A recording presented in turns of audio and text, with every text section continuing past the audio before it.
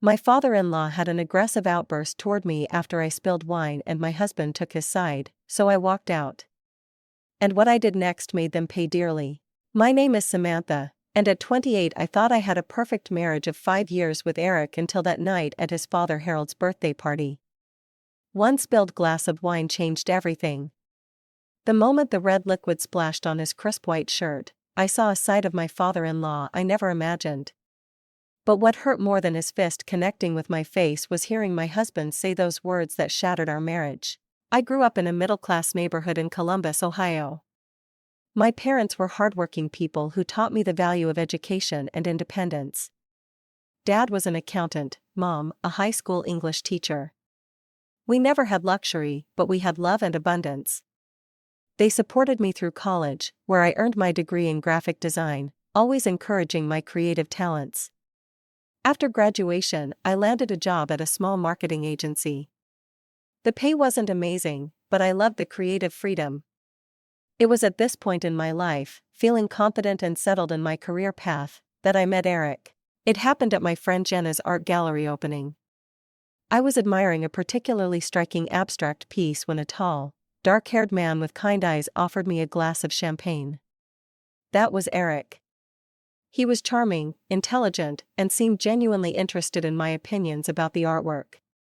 We talked for hours that night, exchanging numbers as the gallery was closing. Our relationship progressed quickly. Eric worked as a financial analyst at a prestigious firm. He was ambitious and hardworking, but also attentive and romantic. Within 6 months, we were inseparable. After a year, he proposed during a weekend trip to Lake Erie. I said yes without hesitation, believing I had found my perfect partner. The first cracks appeared when I met his family, particularly his father, Harold. Harold Carson was a self-made millionaire who had built a successful chain of luxury car dealerships across the Midwest. He lived in a mansion in the most exclusive suburb of the city, had a collection of vintage cars, and made sure everyone knew about his success story. From our first meeting, Harold assessed me like I was a business acquisition rather than his son's fiancée. His handshake was firm to the point of being painful, his smile never reached his eyes. "So, you draw pictures for a living," he said, reducing my career to a child's hobby in one dismissive sentence. Eric had warned me that his father was old-fashioned and had high expectations, but nothing prepared me for the subtle barrage of put-downs that characterized every interaction with Harold. He questioned my career choice. "Not much money in that, is there? My background, no family connections in the industry, and even my appearance, you'd look more professional with shorter hair." What troubled me more than Harold's behavior was Eric's response to it. Around his father, my confident, loving boyfriend transformed into an anxious people-pleaser. He laughed too loudly at Harold's jokes, agreed with his opinions even when I knew he thought differently, and worst of all, never defended me against his father's subtle jabs. "That's just Dad's way," Eric would explain after particularly uncomfortable dinners. "He's tough on everyone. It means he's interested in you." As our wedding approached, I met more of Eric's family. His mother, Diana, seemed kind but perpetually anxious, always deferring to Harold's opinions and preferences. His sister, Allison, was warm toward me when her father wasn't around but became distant in his presence. His younger brother, James, barely spoke, his eyes constantly seeking Harold's approval. The wedding was lavish, mostly planned according to Harold's vision rather than ours. I compromised on almost everything to keep the peace, telling myself it was just one day. What mattered was our life together afterward. But married life didn't create the boundary I had hoped for. Harold expected Sunday dinners at his house, called Eric at all hours with business advice, and criticized our decisions, from where we lived to how we invested our savings. Eric always gave in, explaining that his father only wanted the best for us. The pattern continued for 5 years. Each time Harold belittled my career achievements, questioned our decision not to have children yet, or made suggestions about how I should dress or behave, Eric would either remain silent or actively agree with his father. Each time, I swallowed my hurt, trying to be the perfect wife and daughter-in-law, believing that eventually I would earn Harold's respect. There were bright spots when it was just Eric and me. Away from his father's influence, he was still the man I fell in love with. We traveled, built our careers, made friends with other couples, but increasingly Harold's shadow fell across our happiness. Arguments about his influence became more frequent. "You don't understand the pressure," Eric would say. "He sacrificed everything for us growing up." By the time Harold's 65th birthday approached, the strain was showing in our marriage. Eric was working longer hours at the firm, where Harold had put in a good word for him. I was increasingly successful in my own career, having been promoted to creative director at a larger agency, a fact that seemed to irritate Harold even more. "Dad's birthday is really important," Eric emphasized as the date approached. "Everyone who matters in the city will be there. We need to make a good impression." I nodded already, dreading the event but knowing how much it meant to Eric. Little did I know that night would change everything. The invitation to Harold's 65th birthday celebration wasn't really an invitation but an expectation, delivered on thick cream cardstock with gold embossing. It specified black tie and included a note that gifts were welcomed but not expected, which everyone understood meant gifts were absolutely expected and would be judged accordingly. "We need to get him something special," Eric insisted, scrolling through websites selling luxury watches. "Last year, James got him those golf clubs, and Dad still talks about it." We ended up spending $3,000 on a rare vintage whiskey that Eric assured me his father would appreciate. It was money we had been saving for a vacation, but I bit my tongue. This battle wasn't worth fighting. The night of the party, I spent hours getting ready. My dress was new, a floor-length navy blue gown that cost more than I would normally spend, but I knew appearance mattered at these events. I styled my hair in an elegant updo, applied my makeup carefully, and put on the pearl necklace Eric had given me for our anniversary. "You look beautiful," Eric said, adjusting his bow tie in the mirror. But I could see the tension in his shoulders, the way he checked his watch repeatedly. "Remember, Dad appreciates punctuality." We arrived at Harold's mansion precisely 30 minutes after the start time listed on the invitation, not too early to seem eager, not late enough to be disrespectful, Eric had calculated. The house was lit up spectacularly, with valets parking cars and staff taking coats at the door. Harold's home was a monument to his success. The grand entrance hall featured a crystal chandelier and a sweeping staircase. The walls were adorned with expensive artwork that I suspected he chose for their price tags rather than any genuine appreciation. Fresh flower arrangements larger than some apartments I'd lived in dominated every surface. "Eric, Samantha, you made it." Harold appeared, drink in hand, looking distinguished in his tuxedo. At 65, he was still fit and imposing, his silver hair perfectly styled, his posture military straight. He clapped Eric on the shoulder and offered me a perfunctory air kiss near my cheek. "Diana was wondering if you'd be on time." "Happy birthday, Dad," Eric said, handing over our elaborately wrapped gift. "We wouldn't miss it." Harold barely glanced at the package before passing it to a waiting staff member. "Put this with the others. Would you come along? The Richardsons just arrived. They've been asking about you, Eric. Thomas is expanding his hedge fund. Might be some opportunities there." As Harold led Eric away, I found myself alone in a sea of strangers. This was typical. Harold would separate us immediately, parading Eric before his business associates while I was left to fend for myself. I made my way to the bar, requesting a glass of white wine, then circulated slowly around the edge of the grand ballroom. Eventually, I spotted Diana, Harold's wife of 40 years. She was engaged in conversation with a group of women wearing what appeared to be competing diamonds. Diana herself was dressed impeccably in a silver gown, her thin frame suggesting fragility, her smile never quite reaching her eyes. "Samantha, dear," she said when she noticed me, her voice carrying the faint trace of the southern accent she had never fully lost. "You look lovely. Have you been enjoying the party?" Before I could answer, one of the women interrupted with a question about the caterer, and Diana was pulled back into their conversation. I excused myself, continuing my circuit of the room. The party was populated by Harold's business associates, country club friends, and various local dignitaries he had cultivated relationships with. In a corner, I spotted Eric's sister, Allison, looking uncomfortable in a conversation with an older couple. Allison worked as an environmental lawyer, a career choice Harold barely acknowledged since it didn't align with his values of wealth accumulation. "Rescue me," she whispered when I approached, introducing me to the couple before finding an excuse for us to step away. "These parties get worse every year. Have you been cornered by Dad yet?" "Not yet. He's busy showing Eric off to the Richardsons." Allison rolled her eyes. "Poor Eric. Still trying to be the perfect son after all these years?" She lowered her voice. "James isn't even coming tonight. Told Dad he had a business trip, but really he's at home with his boyfriend. Can't face another lecture about settling down with the right girl." This was news to me. Eric had never mentioned his brother might be gay, though it explained some of James's discomfort at family gatherings. "Harold doesn't know. Harold sees what he wants to see," Allison replied, sipping her champagne. "Speaking of which, brace yourself. He's heading this way and looking determined." Harold approached now, flanked by Eric and a portly man with ruddy cheeks. "Allison, there you are. Judge Wilson has been asking about your environmental case, the one against the power company." His tone made it clear he found the topic distasteful. "And Samantha, Eric tells me your little design firm won some kind of award."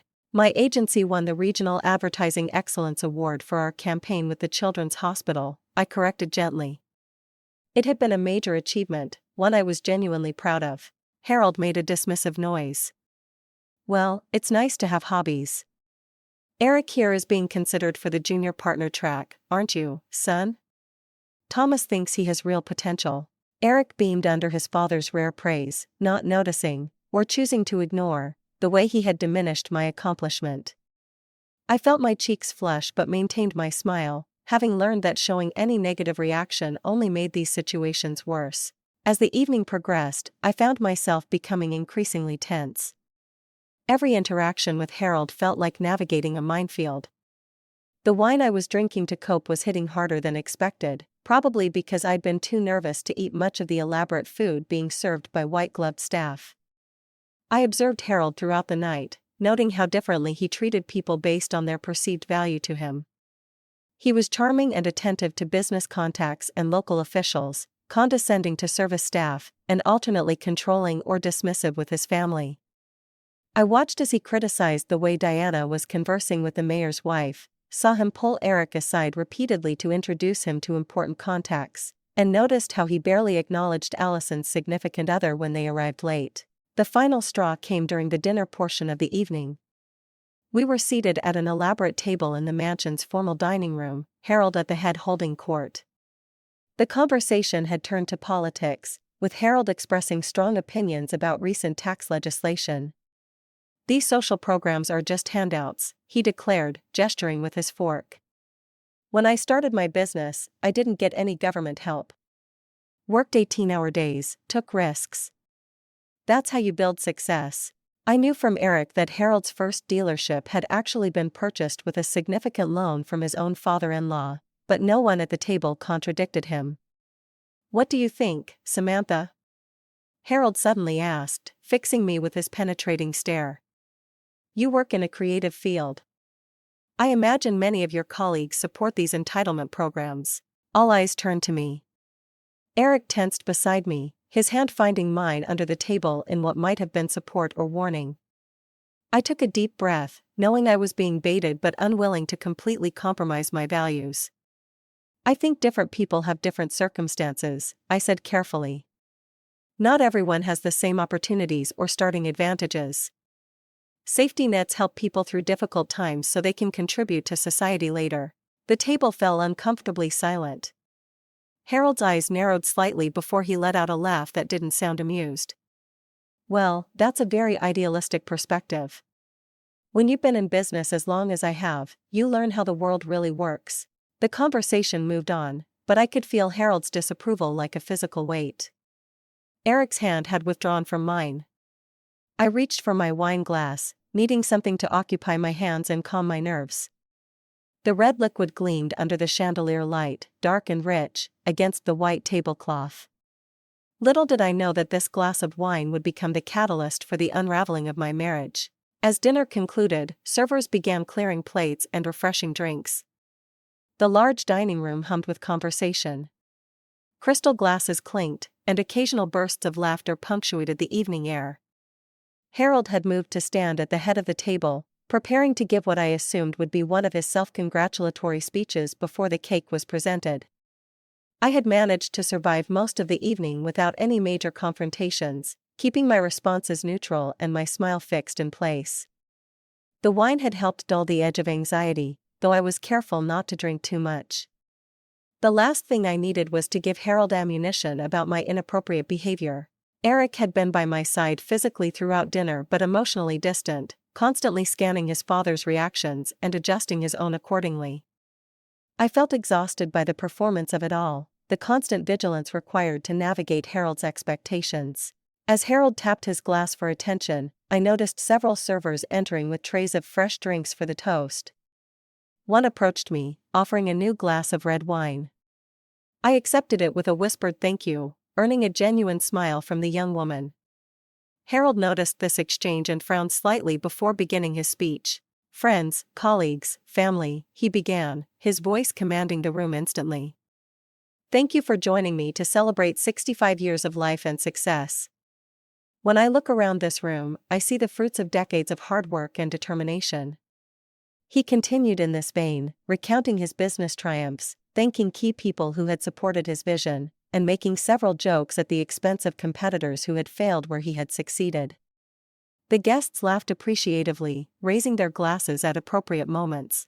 "And of course, family is the foundation of success," Harold eventually said, gesturing toward Diana, who smiled tightly. "My wife has been the backbone of our home, allowing me to focus on building our legacy." He then nodded toward Eric, "And my son is following in my footsteps, showing the same drive and business acumen, already making waves at Richardson Financial." Allison received a brief mention for her interesting legal work, though Harold managed to make it sound like a quirky hobby rather than a successful career fighting corporate polluters. I noticed her jaw tighten, her partner squeezing her hand under the table. Then Harold's gaze landed on me, and Eric's wife, Samantha, who creates those advertisements and posters, a creative spirit in our family of business people. There was a dismissive chuckle in his voice, the implication clear that my work was trivial compared to the important financial dealings of the men in the family. I felt my face flush with humiliation and anger. My advertisements and posters had won industry awards and increased client revenue by millions. My agency's work had helped raise significant funds for children's cancer research. Yet Harold consistently reduced my career to a child's pastime. As the speech continued, I found myself growing increasingly tense. My fingers gripped the wine glass stem too tightly, and I forced myself to relax them. Eric must have sensed my discomfort because he leaned over and whispered, "Just smile through it. You know how he gets on his birthday." But something in me had reached a breaking point. 5 years of diminishment, of watching my husband shrink in his father's presence, of compromising my own values and dignity to keep peace in a family that would never truly accept me. The pressure had been building, and Harold's dismissive comment about my career was the final straw. As Harold concluded his speech to applause and raised glasses, he made direct eye contact with me across the table. There was something challenging in his gaze, as if daring me to contradict his narrative of family harmony. "And now," he said, still looking at me, "I hope my daughter-in-law will make an effort to fit more fully into the Carson family traditions in the coming year. Perhaps focus more on creating a family of your own rather than those little drawings." Eric and I had decided together to wait on having children until our careers were more established. It was a private decision that Harold had no right to comment on publicly. Several guests looked uncomfortable, glancing away or suddenly finding their dessert fascinating. I stood up abruptly, intending to excuse myself to the bathroom before I said something I would regret. In my haste and emotional state, I misjudged the distance between myself and the neighboring chair. My hip bumped the table, and I lost my grip on the wine glass. Time seemed to slow down. I watched in horror as the glass tipped, the dark red liquid arcing through the air in what seemed like slow motion. Harold had moved around the table during his speech and was now standing barely 2 feet from me. The wine splashed directly onto his pristine white tuxedo shirt and black jacket, creating an explosion of crimson across his chest. The room fell deadly silent. Harold looked down at his stained shirt, then up at me, his face transforming from shock to rage in seconds. His eyes, so similar to Eric's but lacking any warmth, narrowed to slits. "You clumsy, disrespectful," he began, his voice low and dangerous. "I'm so sorry," I gasped, grabbing a napkin and instinctively moving to help clean the spill. "It was an accident. What happened next occurred so quickly, I barely had time to process it." Harold's right hand swung upward and connected with my face in an open-handed slap that felt more like a punch. The force of it snapped my head to the side and sent me stumbling backward. I tasted blood immediately, my lips split against my teeth. The pain was shocking, radiating through my jaw and cheek. I raised my hand to my face, feeling warm liquid on my fingers.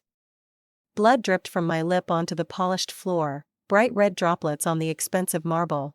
"Harold!" Diana's horrified voice broke the stunned silence. But Harold wasn't finished. His face contorted with a rage that seemed out of proportion to the accident. "You stupid maid," he shouted, though I had never been a maid in my life. It was as if he was revealing how he truly saw me, as the help, not family. "Look what you've done. This shirt cost more than you probably make in a week. Go wash it now." I stood frozen, blood still dripping from my lip, unable to believe what had just happened. My eyes sought Eric, desperately looking for my husband to defend me, to be outraged on my behalf, to stand up to his father at last. Eric had risen from his chair, his face pale with shock. For one hopeful moment, I thought he was moving to stand between me and his father, to protect me. Instead, he stopped, his eyes darting between Harold's enraged face and my bleeding one. I could see the conflict in him, the lifetime of conditioning battling against what he must know was right. "Eric," I whispered, my voice cracking with pain and betrayal. Harold adjusted his stained jacket, his momentary loss of control giving way to cold fury. "Control your wife, Eric. This behavior is unacceptable in my home."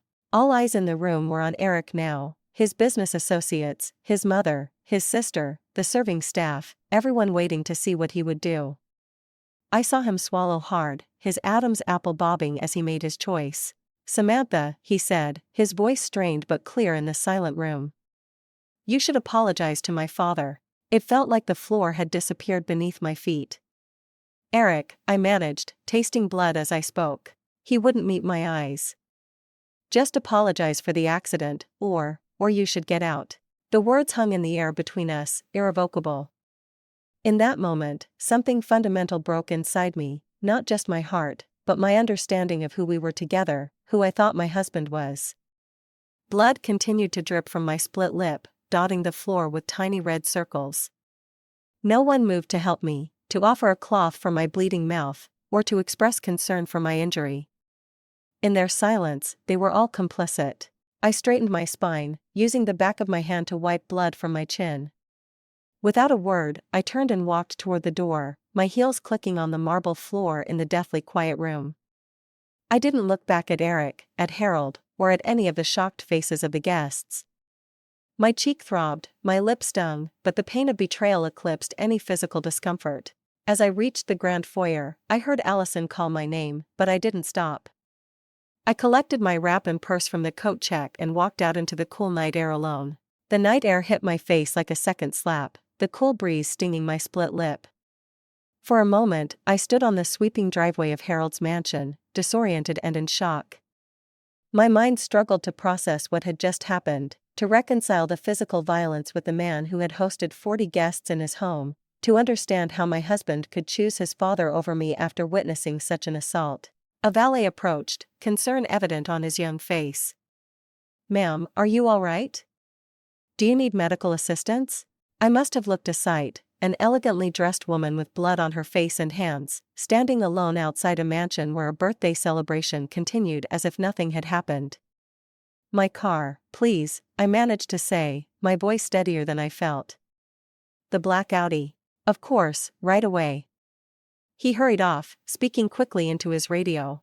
I stood there, acutely aware of my heartbeat pounding in my ears.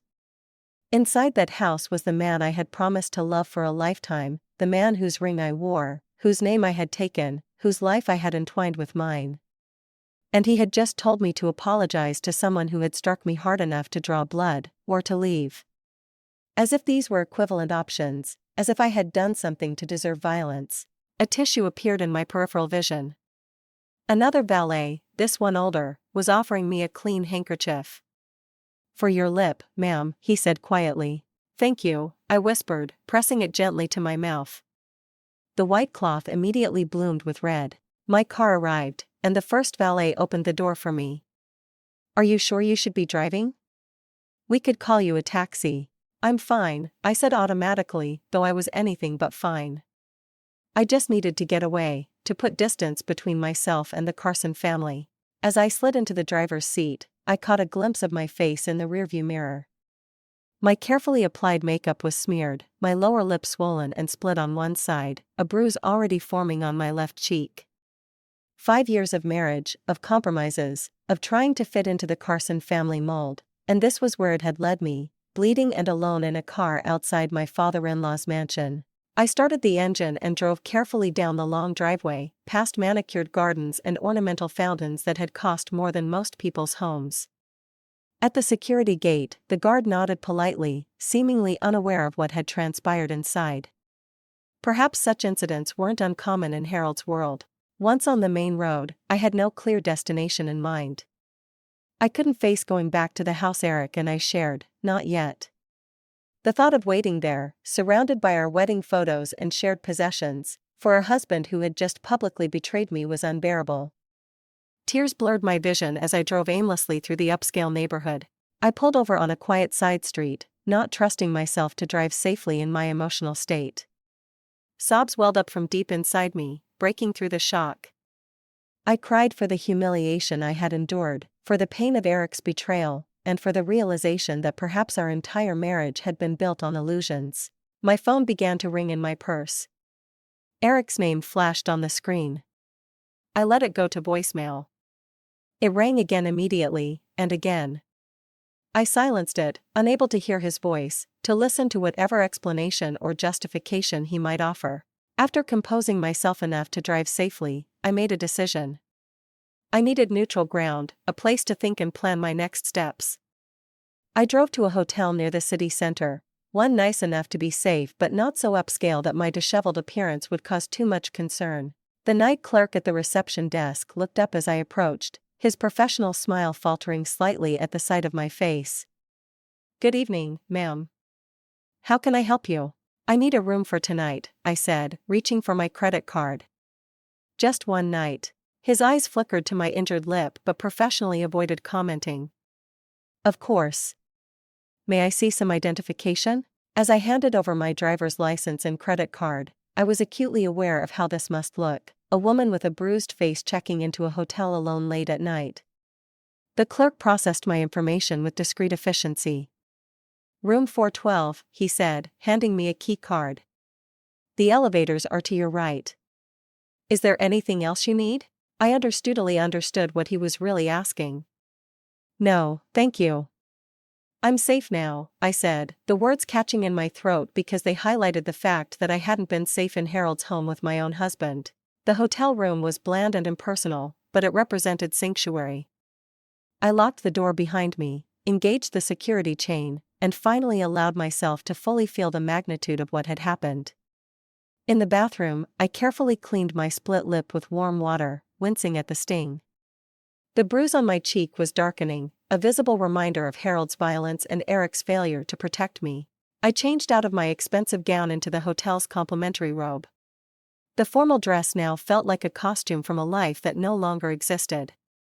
My phone continued to light up with notifications, 10 missed calls from Eric, 3 from Allison, text messages I couldn't bring myself to read. I set the phone to do not disturb but not before seeing a text preview from Eric, "Please come home. We need to talk." Talk about what? About how his father had physically assaulted me and he had done nothing? About how he had prioritized Harold's stained shirt over my bleeding face? About how 5 years of marriage meant less to him than his father's approval? I sat on the edge of the hotel bed, my mind replaying the evening's events on loop.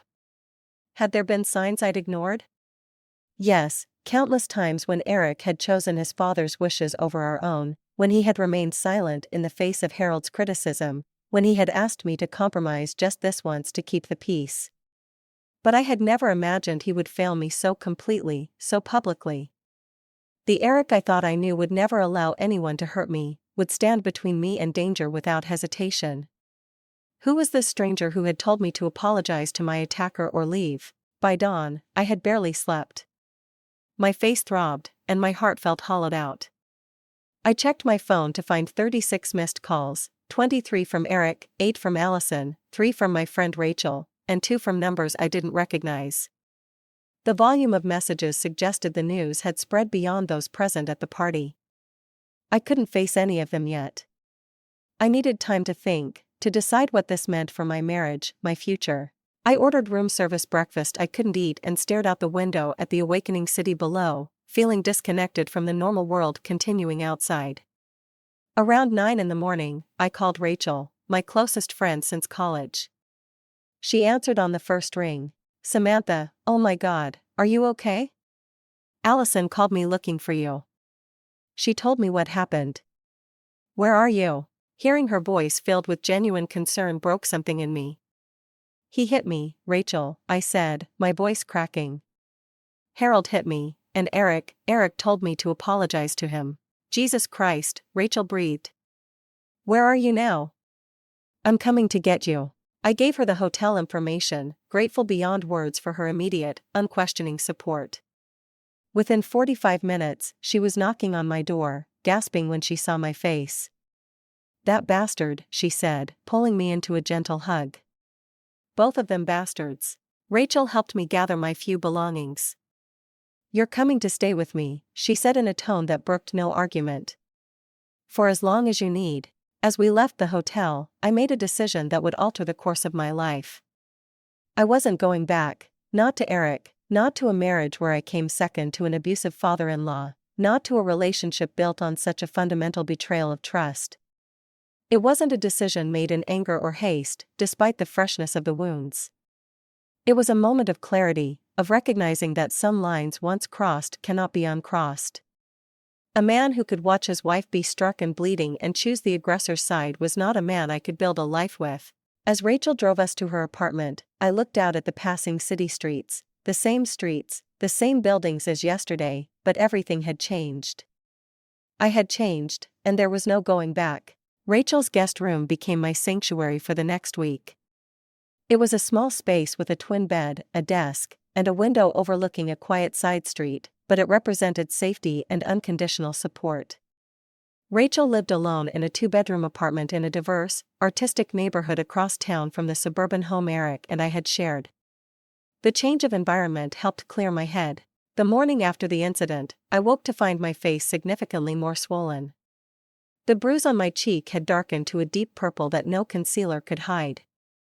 My split lip was crusted with dried blood, painful when I spoke or tried to eat. Rachel took photos for documentation, though I wasn't ready to think about what kind of documentation I might need. My phone continued to accumulate missed calls and messages. Eric's texts evolved from confused, "Where are you? Please come home so we can talk about this," to angry, "You're overreacting." Dad was out of line, but so were you, to pleading, "Please, Sam, I love you. We can work through this." I read them all but responded to none. Allison's messages were different, full of apologies and concern. What Dad did was inexcusable. I should have done more. "Please let me know you're safe." I finally sent her a brief text letting her know I was staying with a friend and was physically okay. On the third day, Rachel convinced me to see a doctor. "You need to have that documented properly," she insisted, "and make sure nothing's broken." The urgent care physician examined my face with clinical detachment. "Significant contusion to the left zygomatic arch," she noted. "Laceration to the lower lip approximately 1 centimeter, consistent with blunt force trauma." She looked up from her tablet. "Miss Carson, would you like resources for domestic violence victims?" The question startled me. I had been thinking of the incident as a singular event, a terrible night that had revealed the truth about my marriage. But hearing it described as domestic violence shifted something in my perception. This wasn't just about a father-in-law losing his temper or a husband failing to defend me. This was about entering a family system where violence was an acceptable response to a spilled drink. Yes, I said after a moment. I would like those resources. That afternoon, I called my parents. I had been avoiding it, knowing how worried they would be, how my father would likely want to confront Harold and Eric directly, but I needed their support. My mother answered, her voice brightening when she recognized mine. Samantha, how was the big birthday party? Your father and I were just talking about calling you. I broke down then, the facade of coping crumbling at the sound of my mother's voice. Through tears, I explained what had happened, trying to stick to the facts without emotional embellishment. There was a long silence when I finished. We're coming, my mother said, her voice tight with controlled anger. Pack what you need. You're coming home with us. Mom, you don't need to come all the way here. I'm safe at Rachel's. Samantha Jean, she said, using my middle name as she always did when deadly serious. Your father and I are getting in the car right now. We'll be there by dinner time. This is not negotiable. True to their word, my parents arrived at Rachel's apartment 6 hours later, having driven straight from Columbus. My mother gasped when she saw my face, tears filling her eyes. My father, usually so gentle and measured, looked like he might drive straight to Harold's mansion. I'll kill him, he said, his hands shaking with rage. I'll kill them both. Dad, no, I said firmly. That's not why I called you. I need support, not more violence. We spent that evening making plans. My parents wanted me to return to Ohio with them, at least temporarily.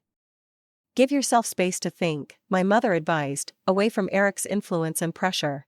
The next day, Rachel and my parents helped me collect essential items from the house while Eric was at work. It felt surreal entering what had been my home for 5 years, with my father standing guard at the door as if expecting Eric to appear.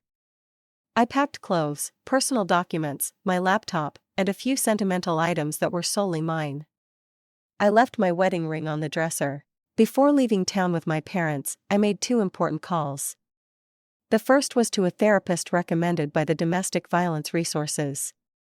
The second was to a lawyer. The therapist, Dr. Lawson, spoke with me briefly on the phone. What you're experiencing is trauma, she said, both from the physical assault and from your husband's betrayal. These kinds of events can shatter our assumptions about safety and trust. I have an opening next Tuesday if you'd like to come in. The lawyer was direct and practical. Document everything, she advised. The medical report, photographs of your injuries, any text messages or emails that refer to the incident. Don't delete anything, even if Eric apologizes or tries to minimize what happened. When I asked about divorce, she was neither encouraging nor discouraging. That's a personal decision. I can tell you that in my experience, physical violence rarely occurs in isolation.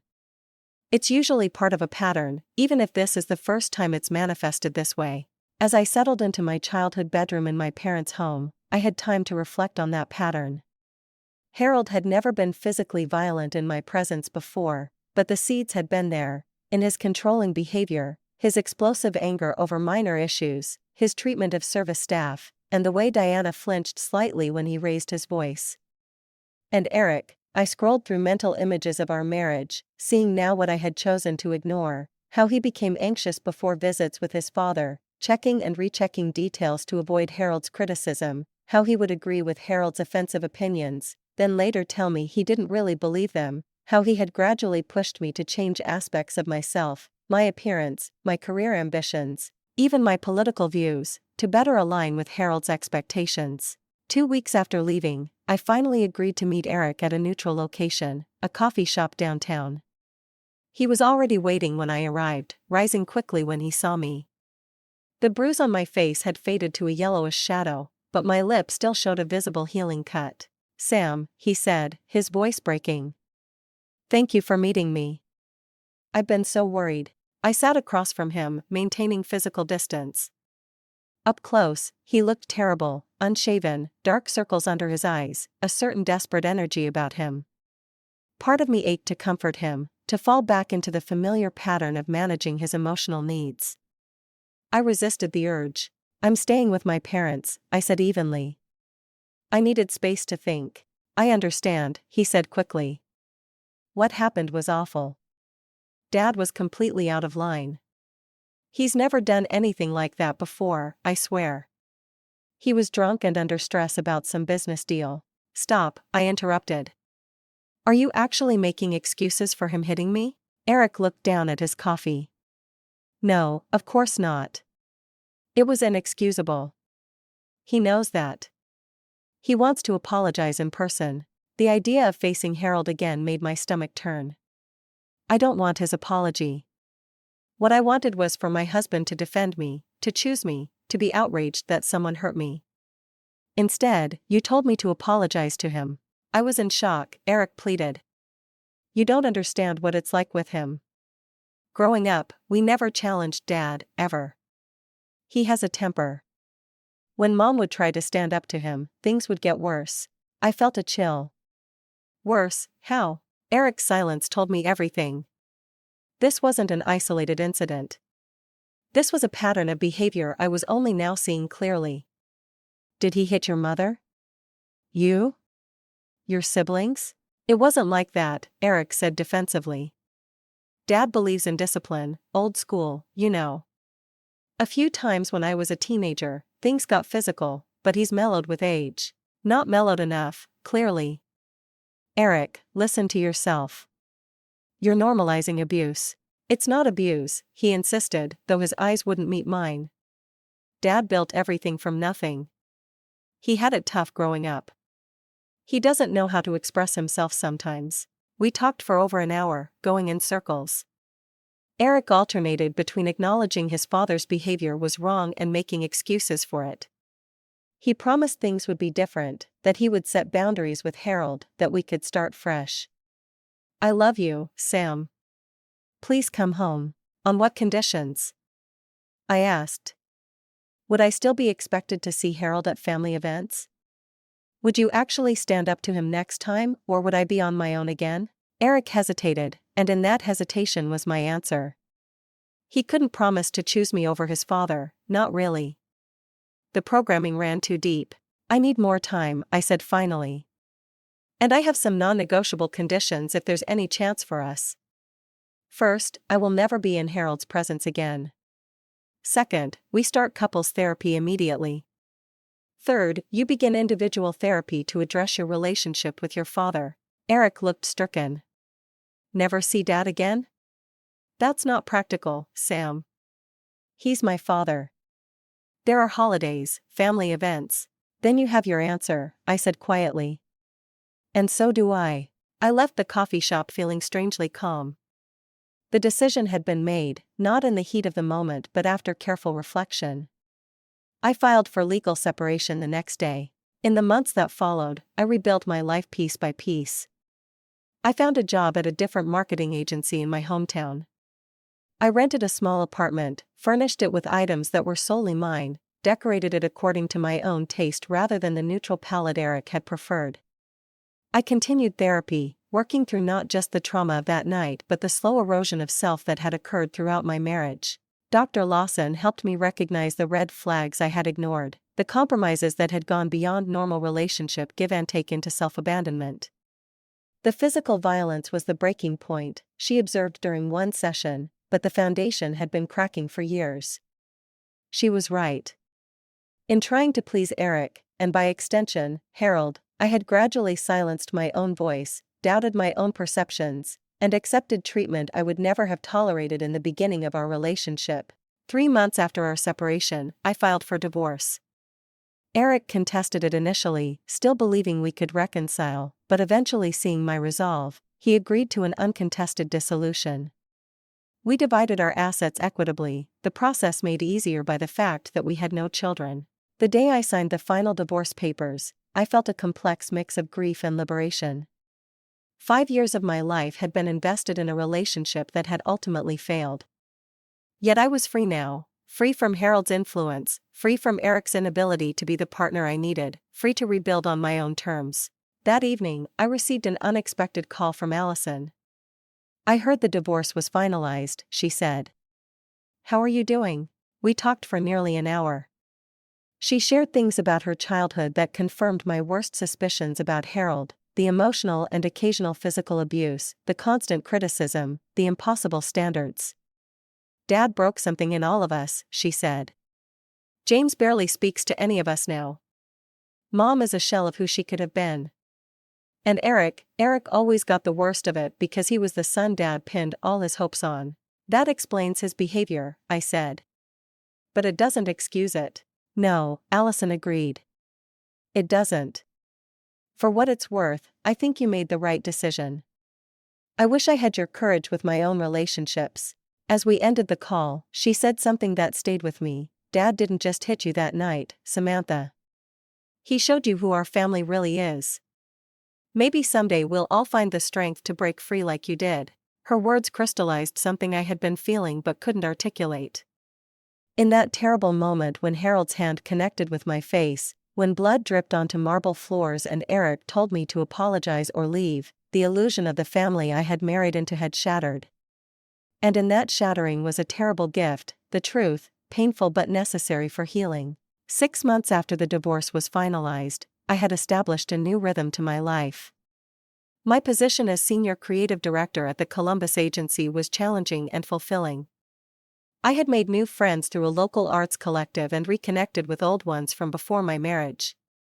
My apartment, once Spartan and temporary feeling, had become a true home filled with color, art, and plants, all things that expressed my personality in ways I had subdued during my marriage. Therapy continued to be a cornerstone of my healing process. Dr. Lawson and I had moved beyond the immediate trauma of Harold's assault and Eric's betrayal to examining deeper patterns in my life: my tendency to accommodate others at my own expense, my difficulty setting and maintaining boundaries, my fear of conflict that had led me to swallow my truth too many times. "Confrontation doesn't have to be combative," Dr. Lawson reminded me during one session. "It can be clarifying. Sometimes we need to face difficult truths head-on to fully process and move beyond them." It was this conversation that was on my mind when I received an unexpected email from Eric, the first direct communication we'd had in months. The subject line was simple: "Can we talk?" The message was brief and surprisingly humble: "I've been doing a lot of thinking and work on myself. There are things I need to say to you, not to try to win you back or change your mind about the divorce, but because I owe you these words. Would you be willing to meet? Your terms, your location, whatever would make you comfortable." I sat with the email for several days, discussing it with Dr. Lawson and my closest friends. Part of me wanted to delete it and continue forward without reopening wounds that were finally healing. But another part recognized that there might be value in closure, in hearing what Eric had to say now that time and distance had created space for reflection. After careful consideration, I replied, suggesting a meeting at a public park near my apartment during daylight hours. Eric agreed immediately. The day of our meeting was crisp and clear, early autumn painting the trees in gold and crimson. I arrived early, choosing a bench with a good view of the surrounding area, an instinct for self-protection that had become second nature since that night. Eric approached slowly, giving me plenty of time to see him coming. He looked different, thinner, more serious, but also somehow more present in himself. He was dressed simply in jeans and a sweater, none of the designer labels Harold had always insisted were necessary for making the right impression. "Thank you for meeting me," he said, remaining standing until I gestured for him to sit at the opposite end of the bench. "You look well." "I am well," I replied, surprised to find it was true. "What did you want to talk about, Eric?" He took a deep breath. "First, I want to apologize, really apologize, not excuse or justify or minimize what happened. What my father did was assault, plain and simple. And what I did, or failed to do, was unforgivable. You deserved a husband who would protect you, stand by you, choose you. I failed completely in that moment and in many moments leading up to it." His words were clearly rehearsed but seemed sincere. I nodded, acknowledging his apology without accepting it yet. "Go on." "After you left, after the divorce, I started therapy. Not couples therapy, obviously, but individual. It's been hard, harder than anything I've ever done. Looking at my relationship with my father, seeing the patterns of abuse I normalized, recognizing how I brought that dysfunction into our marriage. He looked down at his hands. My therapist helped me see that I've spent my entire life seeking Dad's approval, even when it meant betraying my own values or hurting people I love. What happened at his birthday party wasn't isolated. It was the culmination of a lifetime of choosing him over everything and everyone else. There was something different about Eric's demeanor, a groundedness, an ownership of his words that had been missing before. He wasn't looking to me for reassurance or validation as he would have in the past. What about Harold? I asked, my heart rate increasing slightly just saying his name. Are you still in contact with him? Eric's expression hardened slightly. Limited contact. After months of therapy, I finally confronted him about his behavior, not just toward you but throughout my childhood. It didn't go well. He refused to acknowledge any wrongdoing, called me ungrateful, threatened to cut me out of his will. And did that threat work, as it always has before? No, Eric said quietly. For the first time in my life, I stood my ground. I told him I didn't want his money if it came with control and abuse. I told him what he did to you was criminal assault and that I would never forgive myself for not protecting you. I studied his face, looking for signs of the people-pleasing, conflict-avoidant Eric I had known. Instead, I saw someone who had begun the difficult work of reckoning with painful truths. What happened then? I asked. He disowned me, Eric said with a hint of bitter laughter. Literally said I was no longer his son. I lost my position at Richardson Financial the next day. Turns out Dad had more influence there than I realized. I'm working at a smaller firm now, making less money but doing work I actually believe in. Part of me, a small, still wounded part, felt vindicated hearing that Harold had faced at least some consequences for his behavior, even if indirectly. But mostly, I felt sad for the generations of damage this man had inflicted on his family. And your mother? Siblings? Mom is still with him, still making excuses. Allison and I have gotten closer, she's been my biggest support through all this. James actually came out officially, introduced us to his long-term boyfriend. Dad refused to acknowledge it, of course. We talked for nearly 2 hours, the conversation flowing more easily as time passed. Eric shared his ongoing therapy insights, his attempts to rebuild relationships damaged by his enabling of Harold, his struggle to form an identity separate from his father's expectations. I shared some of my own journey, the career success I was achieving without Eric's connections, the freedom I felt in making decisions solely for myself, the slow rebuilding of trust in my own judgment. I want you to know, Eric said as our conversation wound down, that I don't expect anything from you. I'm not asking for reconciliation or even forgiveness. I just needed you to hear that I know how badly I failed you and that I'm trying to become someone who would never make that mistake again. I considered his words carefully. Thank you for saying that. I don't know if I can ever fully forgive what happened, but I appreciate your acknowledgement of it, and I'm genuinely glad you're doing the work to break the cycle. As we prepared to part ways, Eric hesitated. There's one more thing. Dad is facing some legal troubles, fraud allegations related to the dealerships. It's all very quiet right now, but there's a federal investigation. His empire might be built on sand. I absorbed this information, feeling neither joy nor sorrow at Harold's potential downfall. I hope justice is served, whatever that looks like. We said goodbye with an awkward but civil handshake. As I watched Eric walk away, I felt a sense of completion, of a chapter truly closing. Whatever path Eric was on now, whether toward genuine change or another form of self-deception, it was no longer intertwined with mine. In the weeks that followed our meeting, I reflected on how far I had come from that bloody-lipped woman fleeing a mansion in the night. The confrontation with Eric had been clarifying, just as Dr. Lawson suggested it might be.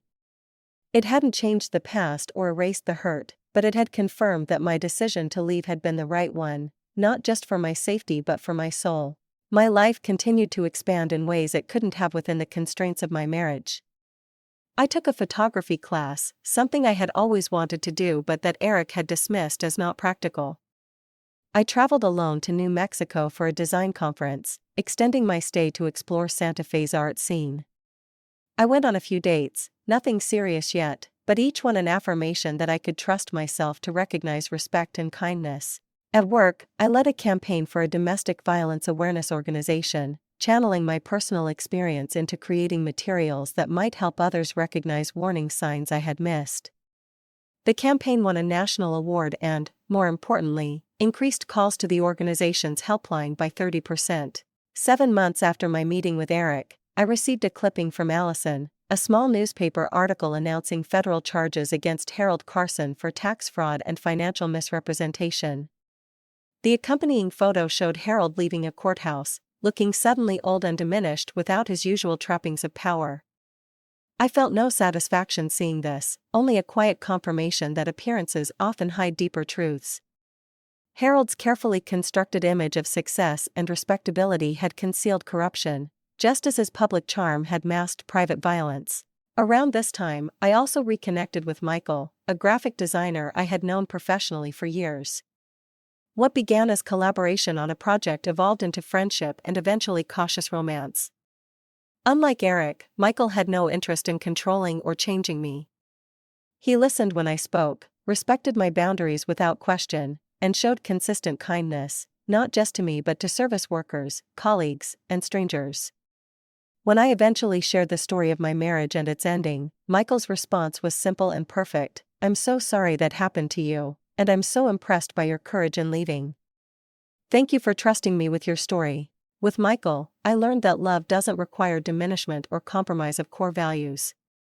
It doesn't demand silence in the face of wrong. It doesn't place conditions on protection and support. These were lessons hard-won through pain but invaluable in their clarity. 1 year after the divorce, I received a letter from Eric. He was moving across the country for a fresh start, he wrote. His final confrontation with Harold had led to complete estrangement from both parents, though he remained close with his siblings. He was continuing therapy and beginning to volunteer with a men's group focused on breaking cycles of violence. "I will always regret that night and all the ways I failed you," he wrote. "But I want you to know that your courage in walking away ultimately forced me to face truths I might otherwise have avoided my entire life. I hope you are finding happiness and peace." I folded the letter carefully and placed it in a box with other mementos from that chapter of my life, not displayed or dwelled upon but preserved as part of the journey that had shaped me. Whatever Eric's path forward, I genuinely hoped he would find the strength to fully break free from Harold's toxic influence. My own path was clearer now, illuminated by hard-won wisdom and a deep commitment to honoring my own worth. The woman who had once apologized for existing too loudly in Harold Carson's world had found her voice, her boundaries, and her power, and she wasn't giving them up ever again. 2 years after that fateful night at Harold's birthday party, I stood in the center of a gallery surrounded by my photography. The exhibition, titled Aftermath, Portraits of Resilience, featured women who had survived domestic violence, captured not as victims but as warriors, their strength, dignity, and humanity on full display. The project had begun as personal therapy, a way to process my own experience through art. It had evolved into something much larger, with support from advocacy organizations and grants from arts foundations. Each portrait was accompanied by a brief narrative, the women's stories told in their own words. My own photo and story were included, no longer something I felt compelled to hide or minimize. "This is extraordinary work, Samantha," said Dr. Lawson, who had come to the opening night reception. Over the past 2 years, our relationship had evolved from therapist-patient to something closer to mentorship and eventually friendship as I completed my formal therapy. "How does it feel to see it all come together?" "Surreal," I admitted, looking around at the crowded gallery. 2 years ago, I couldn't imagine standing here. I was just trying to survive each day. "And now you're thriving," she said warmly. "That's the journey." Indeed, my life had transformed in ways I could never have predicted. On that night I fled Harold's mansion with blood on my face. My career had flourished. I was now creative director at one of the city's top agencies. My work focused primarily on campaigns for social justice organizations and nonprofits. The domestic violence awareness campaign had led to similar projects, allowing me to align my professional skills with causes I believed in deeply. My relationship with Michael had deepened, gradually built on a foundation of mutual respect and genuine partnership. He had moved in 6 months ago, and our home was a warm, creative space where both of us could pursue our passions without judgment or control. Michael's unwavering support of my exhibition project, from helping me lug equipment to shoots to listening as I processed the emotional weight of the women's stories, had confirmed what I now knew a healthy relationship looked like. As for the Carsons, I had limited knowledge of their current circumstances. Allison and I maintained occasional contact, mostly through social media and rare phone calls. Through her, I learned that Harold had eventually pleaded guilty to reduced charges of tax evasion, receiving a substantial fine and probation rather than prison time. His business empire had crumbled, most of the dealerships sold to cover legal costs and penalties. The mighty Harold Carson was now living in a much reduced state, his influence and fortune diminished. Eric had indeed moved across the country, settling in Oregon, where he worked for an environmental finance firm. According to Allison, he continued therapy and had become involved in mentoring boys from difficult home situations. He was dating someone new, a relationship that seemed healthier than ours had been. I wished him well from a distance. Our direct contact was limited to occasional email updates. Diana had finally left Harold after 43 years of marriage, a development that had shocked everyone except perhaps Dr. Lawson, who had observed that major status changes often create windows for breaking long-established patterns. When Harold lost his money and standing, he also lost his primary tools of control, she had explained. Diana could finally see a way out. These fragments of information about the Carsons came to me like dispatches from another life, one that seemed increasingly distant as I built my new reality. The physical scars from that night had faded completely, the split lip healed, the bruise disappeared, but the emotional lessons remained, integrated into who I had become. Samantha?